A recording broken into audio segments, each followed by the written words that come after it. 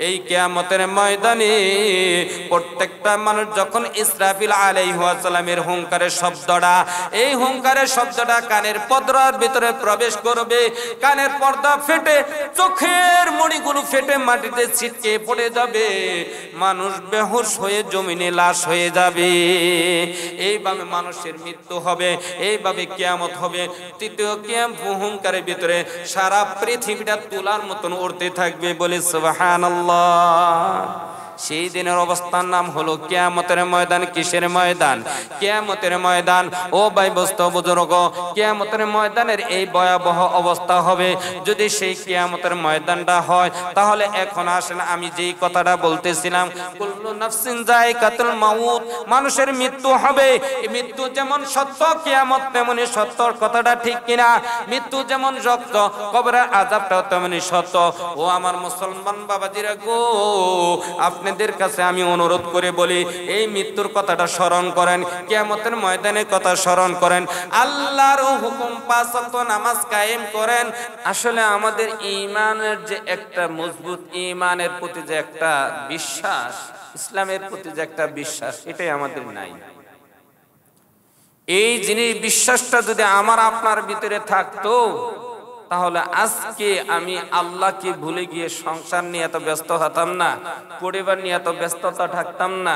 সম্মানিত হাজিরিন, দেখেন পৃথিবী শুরু থেকে নিয়ে কিয়ামত পর্যন্ত পৃথিবীতে যত মানুষ আসবেন, যত মাখলুক আসবেন, প্রত্যেকটা মানুষ, প্রত্যেকটা মাখলুকের মৃত্যুর স্বাদ ভোগ করতে হবে। এটা তো চির সত্য, ঠিক কিনা? এর মধ্যে কোনো সন্দেহ আছে? এর মধ্যে কোনো সন্দেহ নাই। আমার আল্লাহ বলেন, বান্দারা, যেহেতু মৃত্যুর কথা কেউ অবিশ্বাস করে না, মৃত্যুটা এটা চির সত্য। বান্দা, মৃত্যু যেমন সত্য, কবরের আযাবও তেমন সত্য। মৃত্যুটা যেমন সত্য, জাহান্নামের শাস্তিটাও তেমনই সত্য। মৃত্যুটা যেমন সত্য, কিয়ামতের হাসরের ময়দান, বিচারের দিনটাও তেমনই সত্য। মৃত্যুটা যেমন সত্য, পুলসুরাতের 70,000 বছর রাস্তাটাও তেমনই সত্য। মৃত্যু যেমন সত্য, জাহান্নাম তেমনই সত্য, জান্নাত তেমনই সত্য। ও বান্দারা, তোমার আমল যদি ভালো থাকে, তোমার ঈমান যদি ভালো থাকে, তোমার আমল যদি মজবুত থাকে, তাহলে বান্দা তুমি দুনিয়াতে যে আমল করে আসবা, দুনিয়াতে যে নেক নিয়ে আসবা, মনে রাখবা কবর তোমার সাথে ওই রকম ভালো আচরণ করবে। আর যদি তোমার ভিতরে কোনো আমল না থাকে, আমলবিহীন যদি বান্দা তুমি আমার এই মাটির বুকে আসো, কবর বলে, ও বান্দারা, ও আল্লাহর বান্দারা, আমি কবর কিন্তু খুব ভয়ঙ্কর, আমি কবর কিন্তু অনেক ভয়ঙ্কর, আমি কবর একাকী ঘর, আমি কবর সব বিচ্ছুর গর্ত, আমি কবর পোকামাকড়ের ঘর। ও বান্দা, আজকে তুমি যাকে ভুলে গেছো, আজকে যাকে ভুলে গিয়ে আজকে যার ভালোবাসার মধ্যে পড়ে আসো, যার জন্য পেরেশানি আসছো, আজকে কিন্তু সে তোমার কোনো কাজে আসবে না। আসবে। বিশেষ করে দেখেন, পৃথিবীতে আপনি যত সম্পদশালী ব্যক্তি থাকেন না কেন, যত টাকা পয়সাওয়ালা লোক থাকেন না কেন, বলেন তো মৃত্যুর সময় আপনি ভ্যাং ভরা টেকে রাখি গেছেন, আপনি বিঘাকে বিঘা জমি রাখছেন, আপনার সাথে কি এই জমি আপনার সাথে যাবে? জমির দলিল পত্র আপনার সাথে যাবে না? জমির দলিল পত্র আপনার সাথে যাবে না, ব্যাংক ব্যালেন্সও আপনার সাথে যাবে না। আপনার সাথে শুধু যাবে কি? আমল। কি? আমল। বান্দা দুনিয়ার উপরে 3টা জিনিস আমল করে। বান্দা পৃথিবীতে এসে বান্দা 3টা জিনিসের উপর সবচেয়ে বেশি মায়া করে, মহব্বত করে।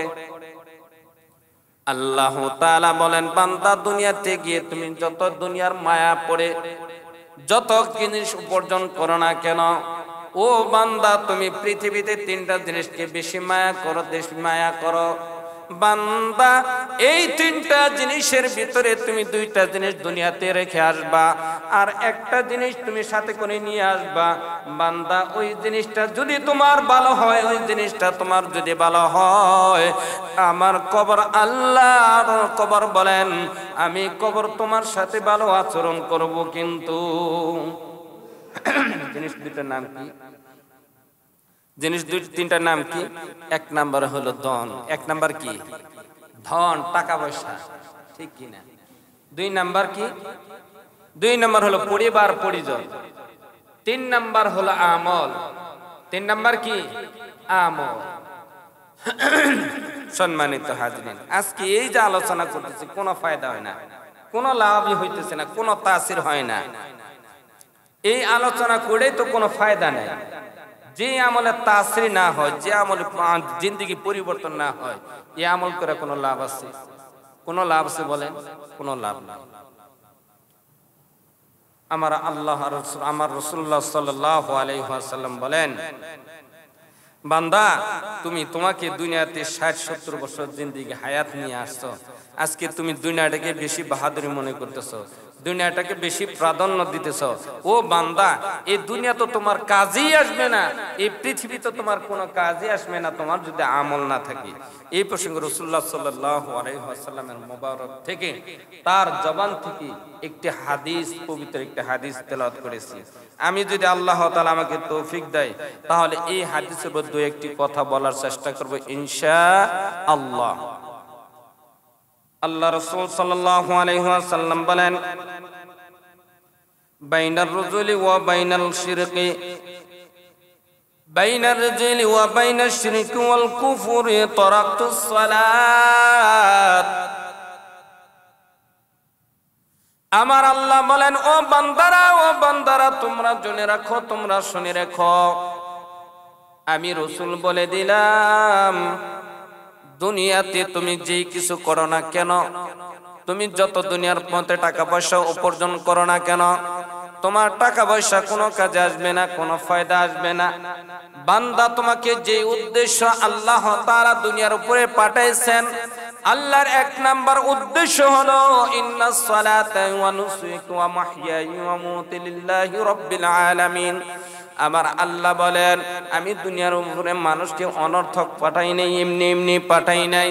আমি মানুষকে দুনিয়ার উপরে পাঠাইছি একমাত্র আমার ইবাদত করার জন্য, আমার বন্দেগী করার জন্য। ও বন্ধুগণ, দুনিয়াতে আমার আল্লাহ তাআলা এমনি এমনি পাঠাই নাই, আল্লাহ তাআলার একমাত্র দাসত্ব করার জন্য। আজকে দুনিয়াতে এসে গিয়ে আমরা আল্লাহর দাসত্ব করি না, বরং আমাদের সন্তানদের দাসত্ব করি, আমার পরিবারের দাসত্ব করি। কথাটা ঠিক কিনা? এক বেলা যদি আমি সংসার করি, এক বেলা যদি আমি রিকশা নিয়ে না বের হই, আমার স্ত্রী আমার উপর রাগান্বিত হয়ে যায়, তুমি এখনো রিকশা নিয়ে যাও না, তুমি বিকালে কি খাবা?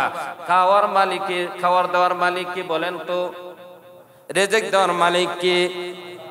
ও ভাই বুজুর্গ, তুমি তোমার সংসারের জন্য, তুমি তোমার স্ত্রীর মহব্বত পড়িয়া, তোমার সন্তানদের মহব্বতে পড়িয়া যেই আল্লাহকে বলে গেলা, তুমি যেই আল্লাহকে বলে গেলা, ও বন্ধুগণ, তোমাকে এই আল্লাহ তাআলা তোমাকে দুনিয়ার উপরে পাঠাইছে ক্ষণস্থায়ী জিন্দেগি নিয়া। এই জিন্দেগিতে গিয়া তুমি কি করবা? একমাত্র আল্লাহর দাসত্ব করবা।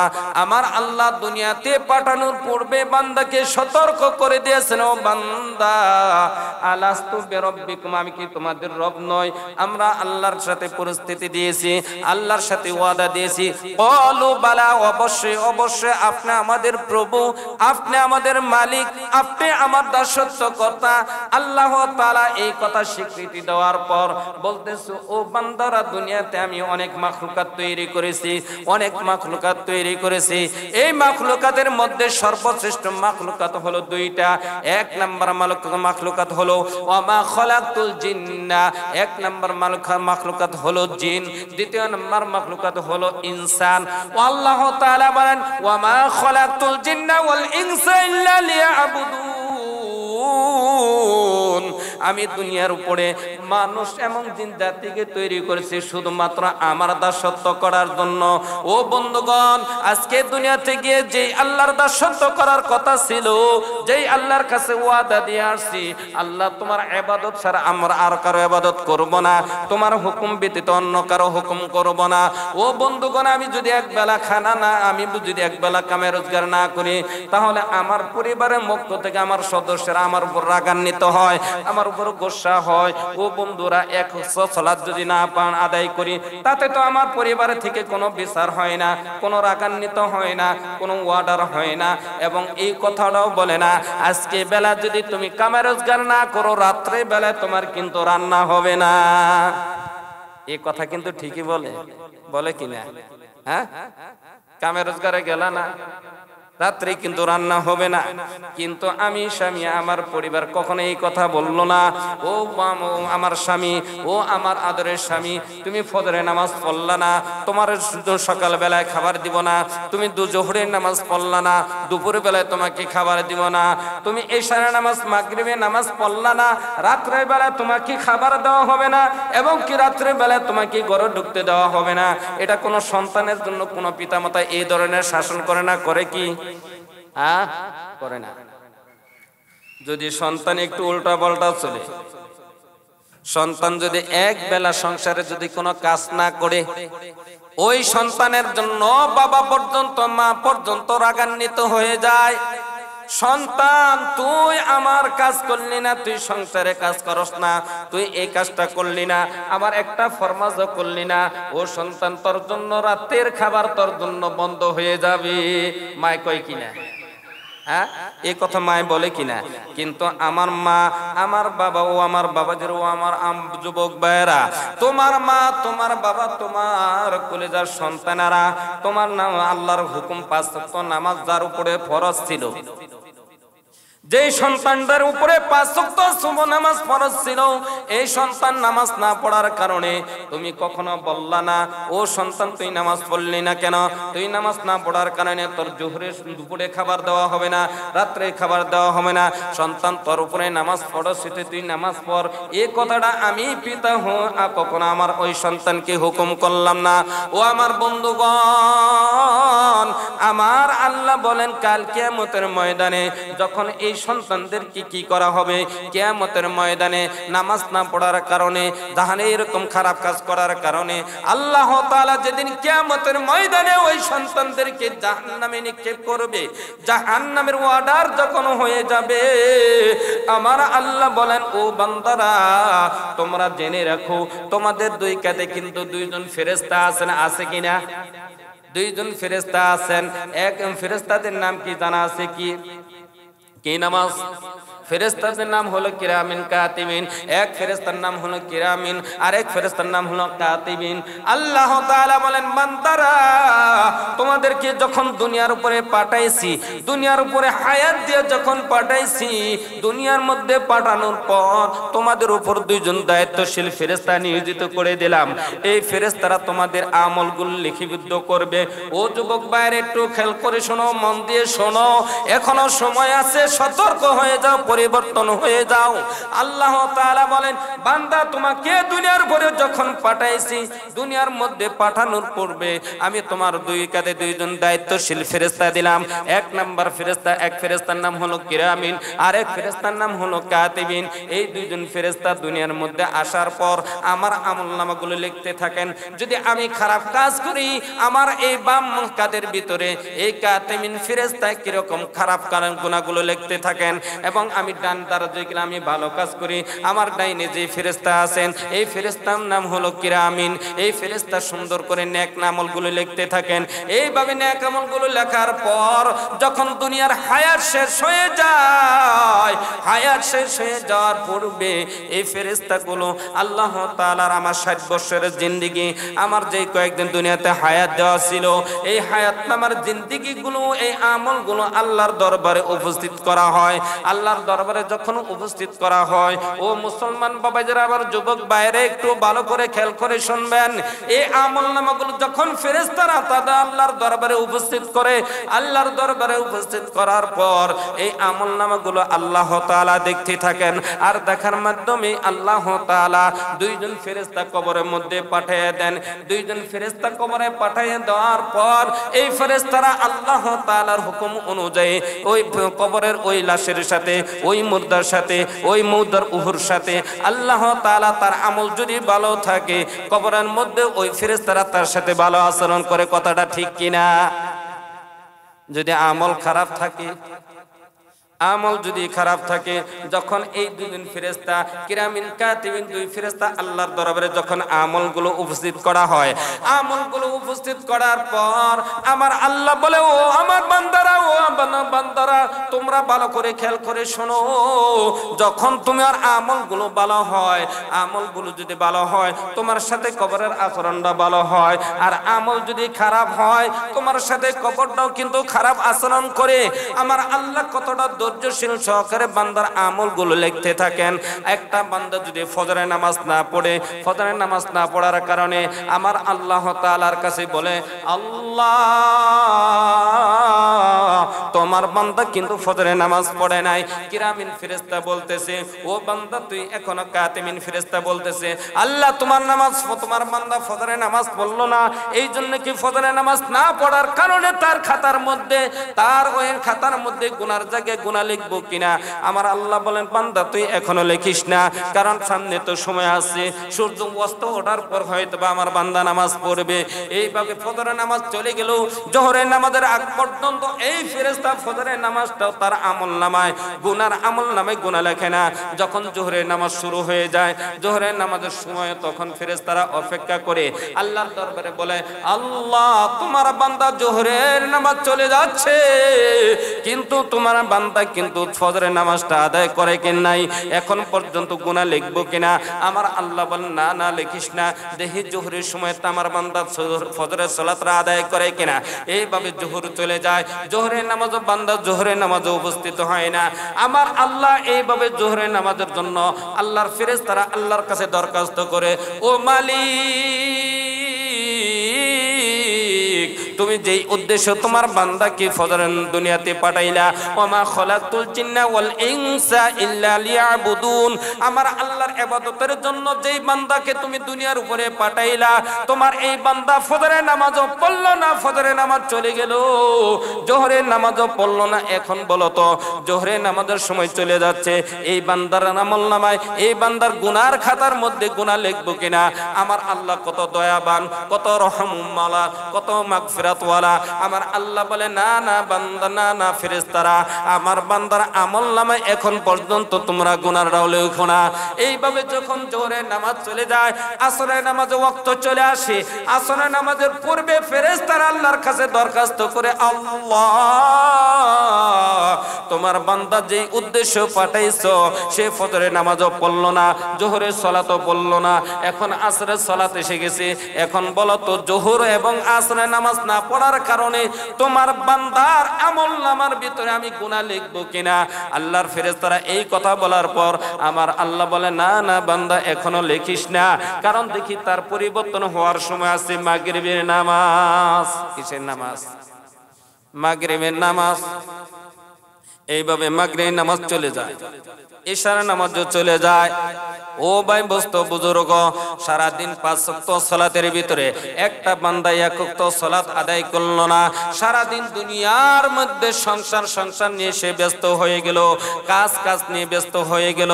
ও ভাই বস্ত বুজুর্গ, কুল্লু নাফসিন যায়কাতুল মাউত, বান্দা সারাটা দিন 5 ওয়াক্ত নামাজ চলে গেল, তোর মনের ভিতরে, তোর আত্মার ভিতরে, তোর শরীরের বিন্দু পরিমাণে একটি চিরিক দিল না। কুল্লু নাফসিন যায়কাতুল মাউত, মৃত্যু তো আমার পিছনে পিছনে ঘুরতেছে, কখন মৃত্যু চলে আসে এটা তো বলা যায় না, ঠিক কিনা? বলা যায় না। আল্লাহ তাআলা দুনিয়ার মধ্যে গ্যারান্টি দিয়েছেন, ও বান্দা দুনিয়ার মধ্যে সবকিছু মিথ্যা হতে পারে, কিন্তু মৃত্যু জিনিসটা কখনো মিথ্যা নয়। কুল্লু নাফসিন যায়কাতুল মাউত, বান্দা মৃত্যু তো হবেই। দুনিয়া শুরু থেকে নিয়ে কিয়ামত পর্যন্ত যত মানুষ দুনিয়ার মধ্যে আসবে, যত মাখলুক আসবে, সমস্ত মাখলুকাতের মৃত্যু হবেই কিনা? শুধু মানুষের মৃত্যু হবে, মাখলুকের মৃত্যু হবে না? না না, শুধু মাখলুকের মৃত্যু হবে না। আমার আল্লাহ বলেন, ইযা ওয়াকাআতিল ওয়াকিয়া লাইসা লিওয়াকাতিহা কাযিবাতুন খাফিদাতুন রাফিআ, ইযা রুজ্জাতিল আরদু রাজ্জান ওয়া বুসসাতিল জিবালু বাসসা। ও বান্দারা, ইযা ওয়াকাতিল ওয়াকিয়া, তোমরা মনে করতেছো পৃথিবীটা যেমনই আছে তেমনই থাকবে, এই পৃথিবী ধ্বংস হবে না, তোমরা মনে করো ঠিক কিনা? এই পৃথিবী যেমন আছে তেমনই থাকবে, পৃথিবী ধ্বংস হবে না। তোমাদের এই কথাটা, এই ধারণাটা সম্পূর্ণ ভুল। আমার আল্লাহ বলে লা উকসিমু বিয়াউমিল কিয়ামাহ, লা উকসিমু বিয়াউমিল কিয়ামাতি ওয়া লা উকসিমু বিন-নাফসিল লাওয়ামা। তোমরা মনে করো লা কখনোই হবে না, লা উকসিমু বিয়াউমিল কিয়ামা, কিয়ামত কখনোই হবে না। ও বান্দারা, তোমরা এটা মনে করো ওয়া লা উকসিমু বিন-নাফসিল লাওয়ামা, অবশ্যই অবশ্যই কিয়ামত হবে এবং তোমাদের নফসের হিসাব হবে। কার কথা? কে বলেন? আমার আল্লাহ বলে ও বান্দারা, তোমরা মনে করো কিয়ামত কখনোই হবে না। লা উকসিমু বিয়াউমিল কিয়ামা, কিয়ামত এটা কখনোই হবে না। কিভাবে সম্ভব কিয়ামত?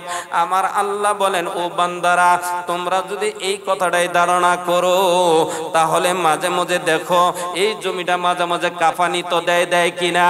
ও বান্দারা, এই কাঁপানির মাধ্যমে বোঝা যায় এই পৃথিবীটা আল্লাহর ধ্বংস করতে 1 সেকেন্ডও সময় লাগবে কিনা? লাগবে। 1 সেকেন্ডও সময় লাগবে না। আমার আল্লাহ বলেন 4 জন ফেরেশতা আমি নিয়োজিত করেছি। 4 জন ফেরেশতা যখন নিয়োজিত করেছি, এই ফেরেশতারা যখন আমার কাছে, এই ফেরেশতারা যখন আমি ওয়াইদ ক্বালা রাব্বুকা লিল মালাইকাত, আমি যখন এই ফেরেশতাদেরকে বললাম ও ফেরেশতারা, আমি দুনিয়ার মধ্যে একজন মালাইকাত, ও ফেরেশতারা আমি দুনিয়ার মধ্যে এমন একজন খলিফা নিয়োজিত করতে চাই, যেই খলিফা গিয়ে আমার দাসত্ব করবে, আমার ইবাদত করবে।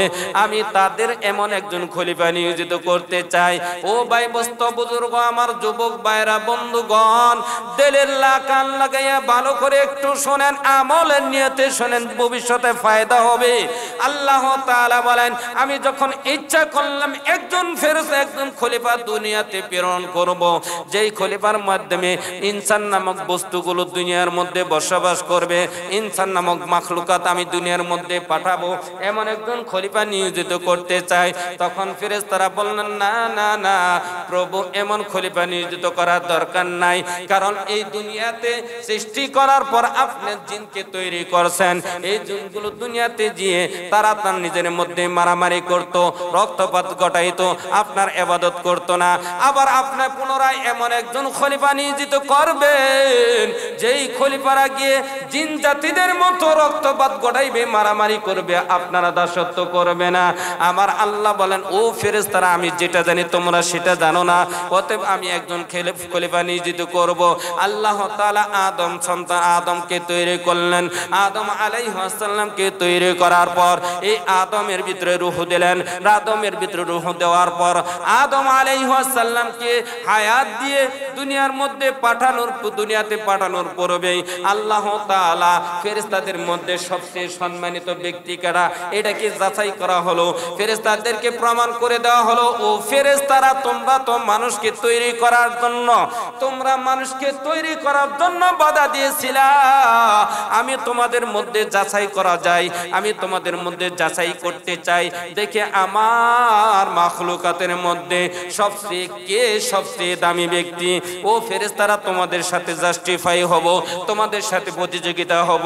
আল্লাহ তাআলা যখন আল্লাহর পয়গম্বর আদম আলাইহিস সালামকে রূহ দিয়ে, যখন হায়াত দিয়ে রূহ দিয়ে জিন্দা করলেন, রূহ দেওয়ার পর আদম আলাইহিস সালামকে সকল ফেরেশতাদেরকে একত্র করা হলো। সেইখানে ফেরেশতাদেরকে বলল ও ফেরেশতারা, আমার এই আদমের ডাইনে বামে অনেকগুলো রূহ দেখা যায়, এই রূহগুলোর নাম বলো। ফেরেশতারা বলল ও আল্লাহ, এই জ্ঞান তো আমাদের মধ্যে নাই, কোন রূহটা কোন নাম, এই রূহগুলা তাদের কাজ কি, এই জ্ঞান আমাদেরকে দেওয়া হয় নাই। আল্লাহ, এই জ্ঞান একমাত্র তোমার কাছেই, তুমি ছাড়া তো এই জ্ঞান আর কারো কাছে নাই, অতএব আল্লাহ এটা তো আমাদের বলা সম্ভব না।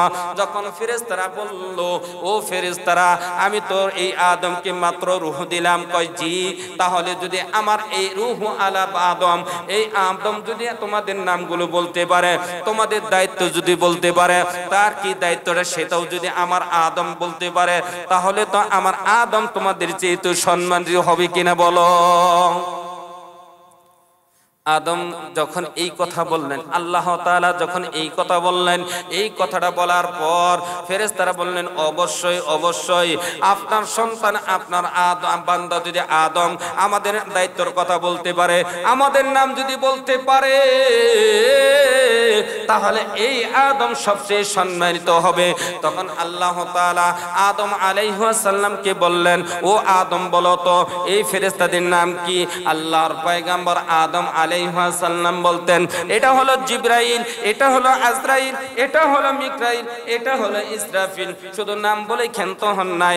আদম আলাইহিস সালাম বলেন, এই জিবরাইলের দায়িত্ব হলো আপনার তরফ থেকে সংবাদ নিয়ে প্রত্যেকটা নবী পর্যন্ত আসা এবং প্রত্যেকটা নবীর কাছে ওহী নিয়ে তাদের কাছে দাওয়াত দেওয়া, ঠিক কিনা?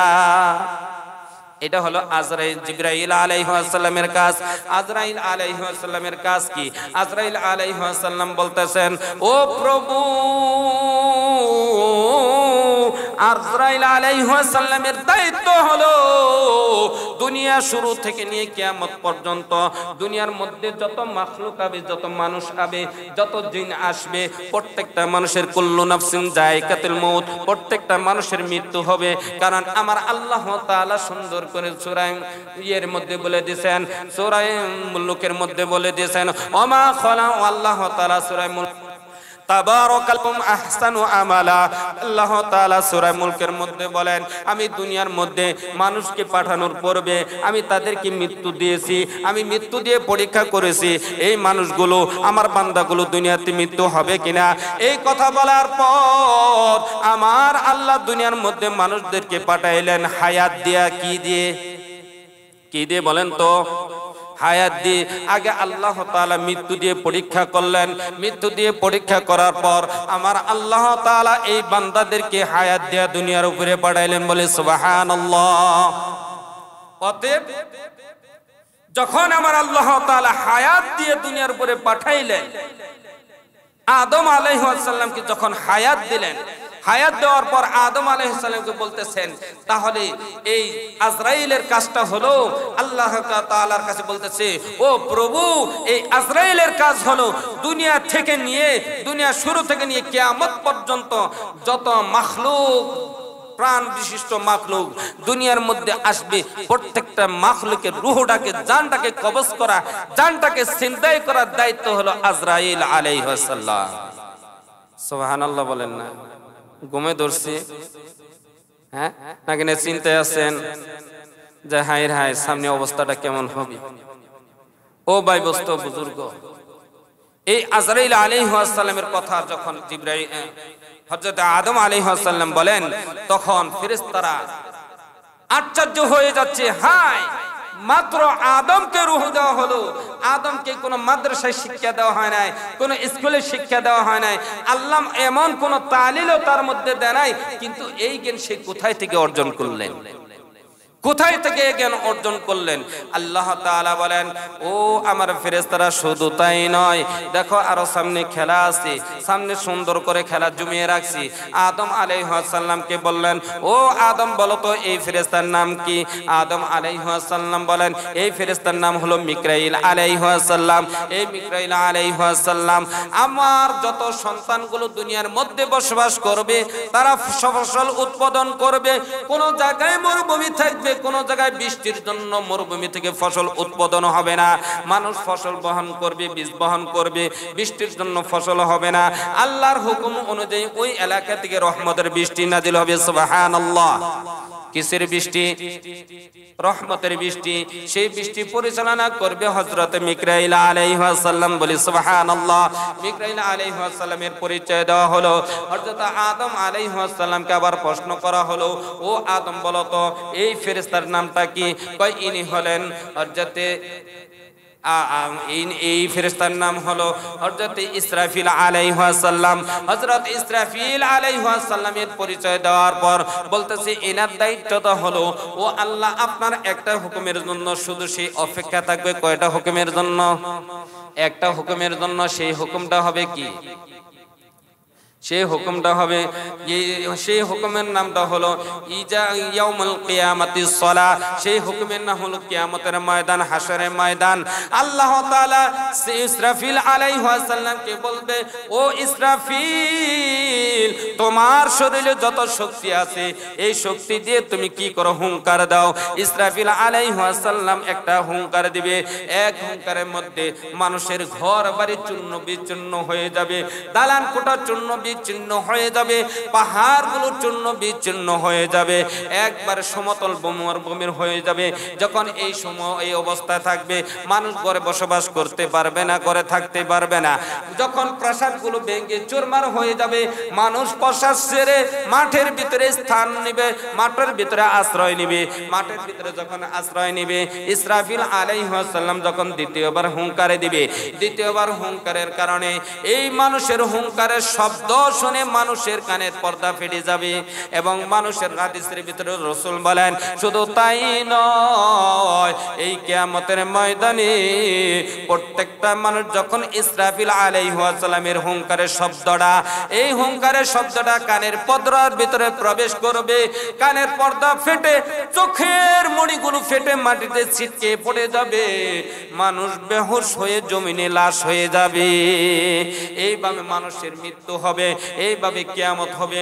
তৃতীয় হুঙ্কারের ভিতরে সারা পৃথিবীটা তুলার মতন উড়তে থাকবে, বলে সুবহানাল্লাহ। সেই দিনের অবস্থার নাম হলো কিয়ামতের ময়দান। কিসের ময়দান? কিয়ামতের ময়দান। ও ভাই বস্তু বুজুর্গ, কিয়ামতের ময়দানের এই ভয়াবহ অবস্থা হবে।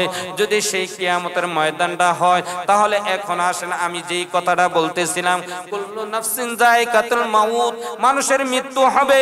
মৃত্যু যেমন সত্য, কিয়ামত তেমনি সত্য। কথাটা ঠিক কিনা? মৃত্যু যেমন সত্য, কবরের আযাবটাও তেমনি সত্য। ও আমার মুসলমান বাবাজিরা গো, আপনি আপনাদের কাছে আমি অনুরোধ করে বলি, এই মৃত্যুর কথাটা স্মরণ করেন, কিয়ামতের ময়দানের কথা স্মরণ করেন, আল্লাহর হুকুম 5 ওয়াক্ত নামাজ কায়েম করেন।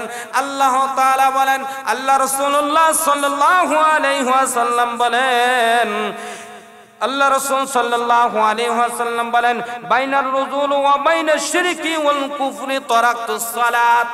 আল্লাহ রাসূল সাল্লাল্লাহু আলাইহি ওয়াসাল্লাম বলেন, একটা মুসলমান আরেকটা কাফেরের মধ্যে ব্যবধান হলো মুসলমান কি করবে?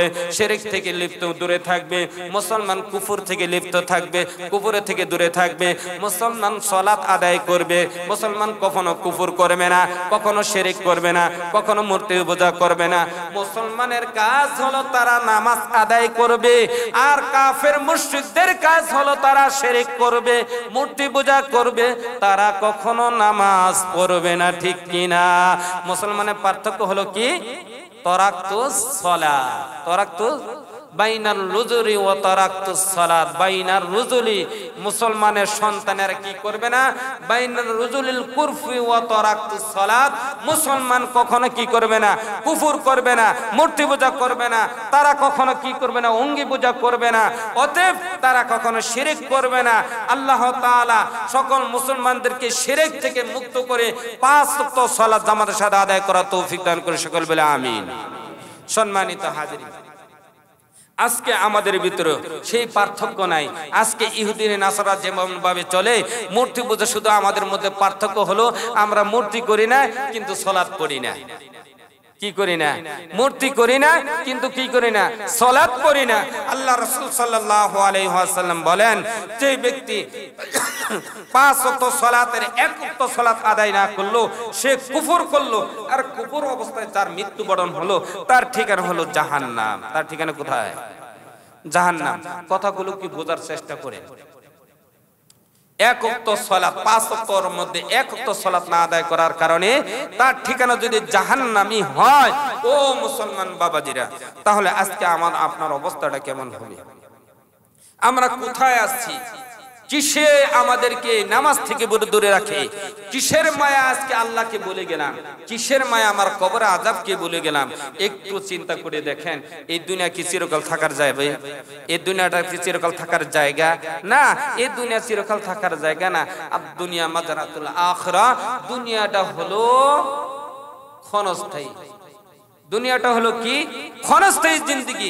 এই জিন্দেগি সে একদম শুরু আছে, এক সময় শেষ হবে, কিন্তু কবরের জিন্দেগি শুরু আছে তো শেষ হবে না।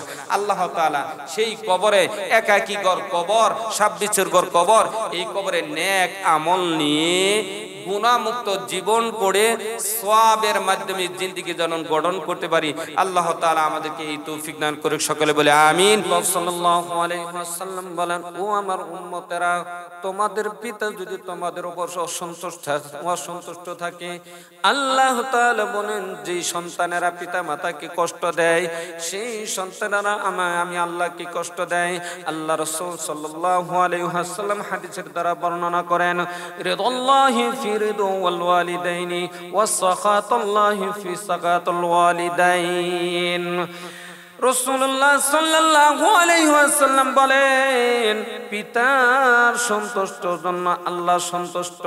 ও আমার যুবক ভাইরা, কি তোমাদের হাতে পায়ে ধরে বলি, তোমরা কখনো পিতা মাতাকে অসন্তুষ্ট রাখিও না। আমার আল্লাহ বলেন, যেই সন্তানেরা তার পিতা মাতাকে কষ্ট দেয়, সরাসরি ওই বান্দারা আমি আল্লাহকে কষ্ট দেয়। আল্লাহ রাসূলুল্লাহ সাল্লাল্লাহু আলাইহি ওয়াসাল্লামের অসংখ্য অগণিত হাদিস আছে, যারা পিতাকে কষ্ট দেওয়ার জন্য লাঞ্ছিত অপমানিত হয়েছে।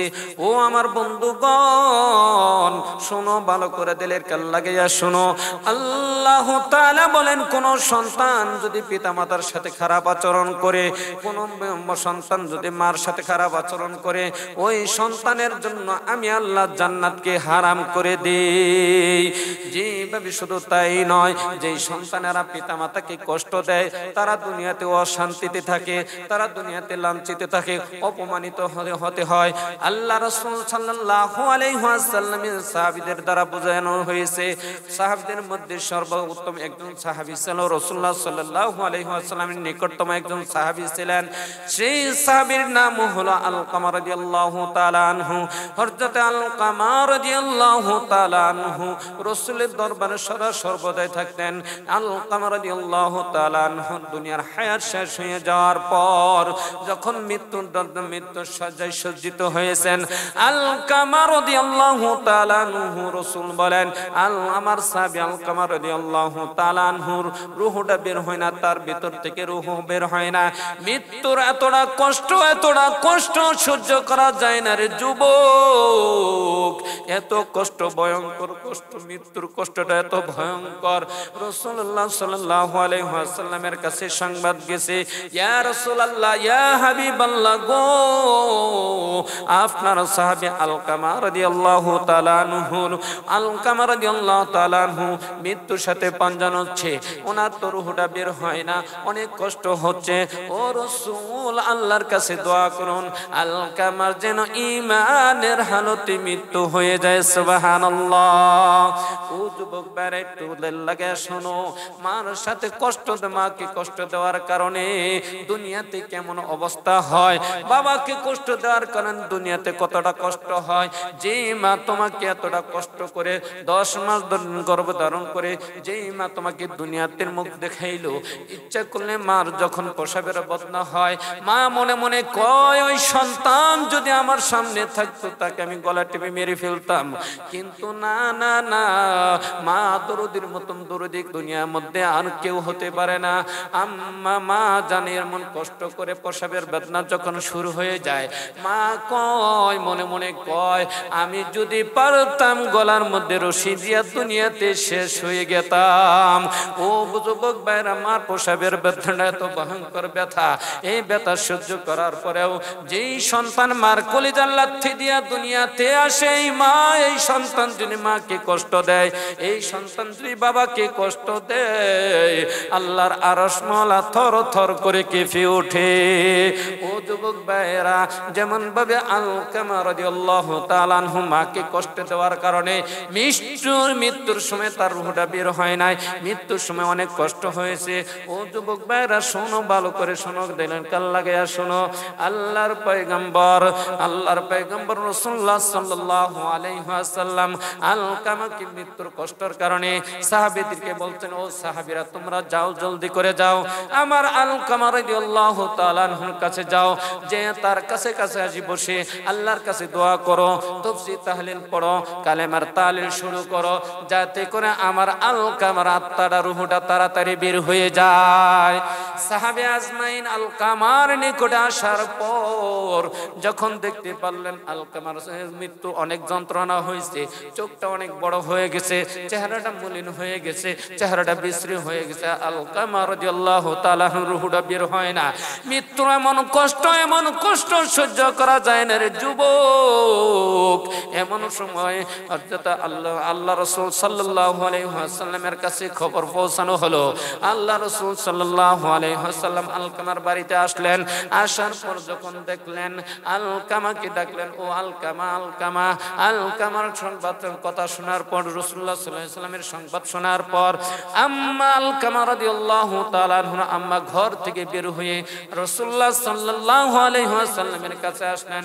ও রাসূল নবী গো, আমার আলকামার মৃত্যুর যন্ত্রণা সহ্য করা যায় না, আমি মা সহ্য করতে পারি না। রাসূল,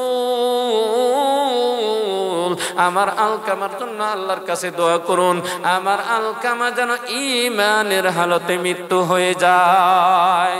আল্লাহ রাসূল সাল্লাল্লাহু আলাইহি ওয়াসাল্লাম আলকামার জন্য আল্লাহর দরবারে দোয়া করলেন। আমার আলকামার অনেকটা মৃত্যু কষ্ট হচ্ছে গো আল্লাহ, আমার আলকামার জন্য তার ঈমানের হালতে মৃত্যু দেন আল্লাহ, মৃত্যু যন্ত্রণা ওনার কাছ থেকে দূর করে নিয়ে যান। আল্লাহর তরফ থেকে যখন ওই আসলো, হাবিব আপনি আলকামার জন্য দোয়া করেন না গো, দোয়া করেন না, কারণ আল্লাহর সাহাবী আলকামা রাদিয়াল্লাহু তাআলা আনহু তার আম্মাকে অনেক কষ্ট দিয়েছে। ও যুবক ভাইরা, মাকে কষ্ট দেওয়ার কারণে মৃত্যুর সময় তার কষ্ট হয়ে যায়, মৃত্যুর সময় সন্তানের কষ্ট হয়, মৃত্যুর সময় শুধু সন্তানের কষ্ট হয় না, দুনিয়াতে লাঞ্ছিত অপমানিত হয়। ও ভাই, মাকে কষ্ট দিয়ে কেউ কবরে গেলে পরে কবরে তার ভয়ঙ্কর আযাব, কবরেও তার শান্তি হয় না।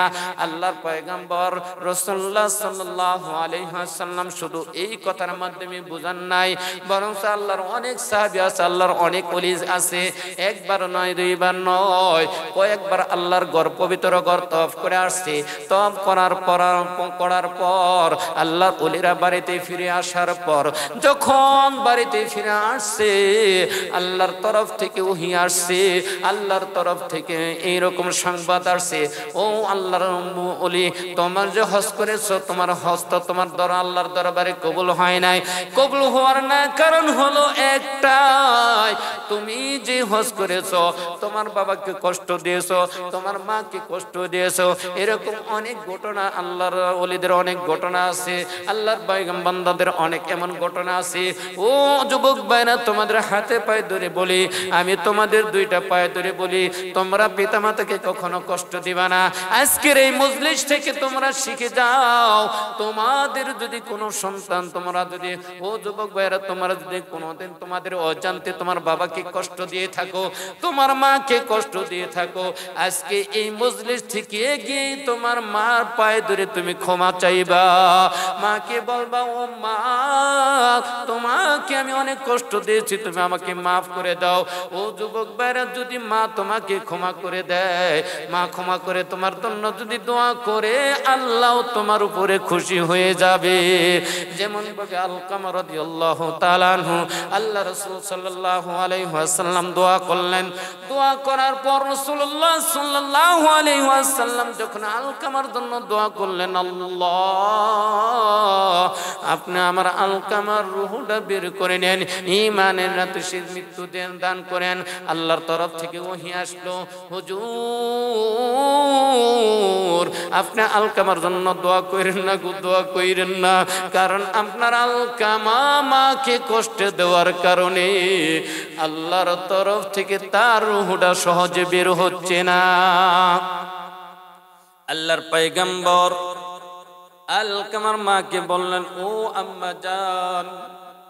আপনার সন্তান কেমন লোক ছিল, কেমন লোক ছিল। আলকামা রাদিয়াল্লাহু তাআলা আনহার মা চোখের পানি ছেড়ে দিয়ে বলে, হুজুর আমার আলকামা তো খুব ভালো ছিল, বিয়ের আগে আমার সাথে খুব ভালো আচরণ করেছে, আমাকে সদা সর্বদাই খোঁজ খবর নিয়েছে গো হুজুর।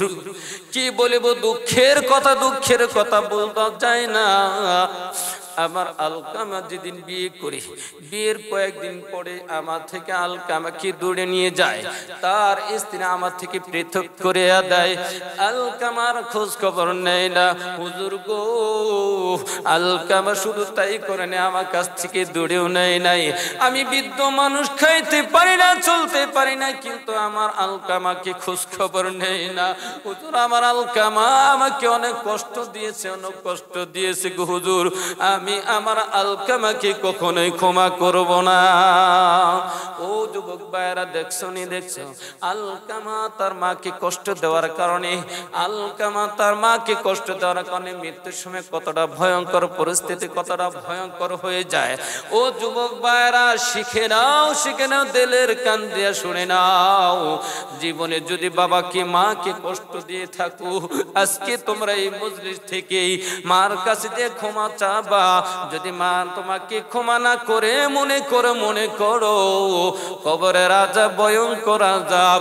যদি মা অসন্তুষ্ট থাকে, আমার আল্লাহ তোমার উপরে অসন্তুষ্ট।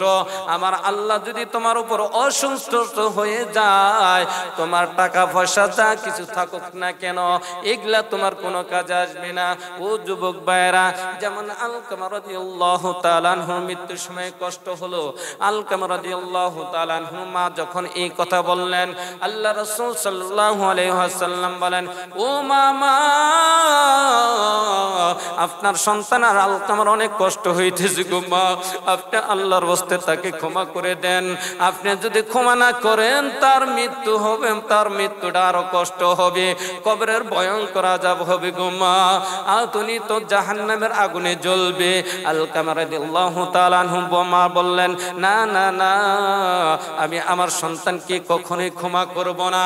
এই কথা বলা মাত্র আল্লাহ রাসূল সাল্লাল্লাহু আলাইহি ওয়াসাল্লাম বলেন, ও মা গো, আমার আলকামা যদি আমার কাছে কালিমা পড়ার পর এই আমার সাহাবী যদি জাহান্নামী হয়, তাকে যদি জাহান্নামের আগুনে জ্বলতে হয়, আমি আলকামাকে দুনিয়ার আগুনে জ্বলে পুড়ে ছাই করে দেই।